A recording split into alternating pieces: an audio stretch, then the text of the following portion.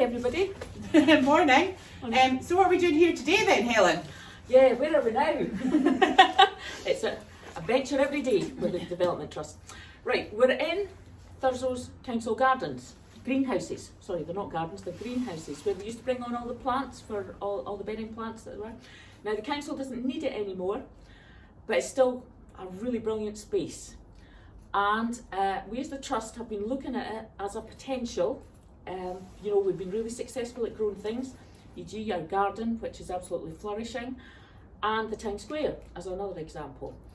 So we're looking at this space for perhaps a number of uses. Joan, maybe you want to talk a wee bit more about that. Okay, so as most of you know, we've got our Thurso Grows project, and it's got a community garden space, and that's great, and we're going to be continuing to run that garden, but it does, we live in Caithness. There's limitations to how much you can grow in a garden space. So these are actually fairly extensive greenhouses. They're in at the back of the Bank of Scotland if nobody knows where they are.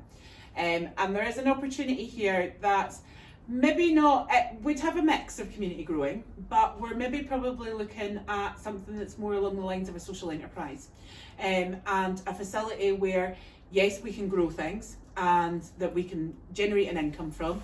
It's important as a development trust. That's what sets a development trust apart from other sort of community organisations, is that we're trying to take an enterprising approach and run things as a business.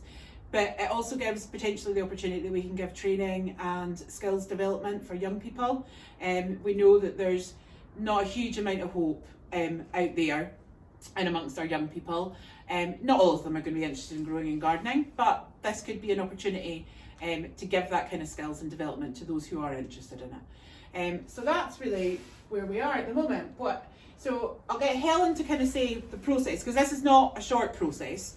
They are currently owned by the Highland Council, and there is quite a lot of things that have to be gone through. So how does that work, Helen? Well, the first thing we have to talk to the council about is an asset transfer. We have to apply for the council to give us these premises.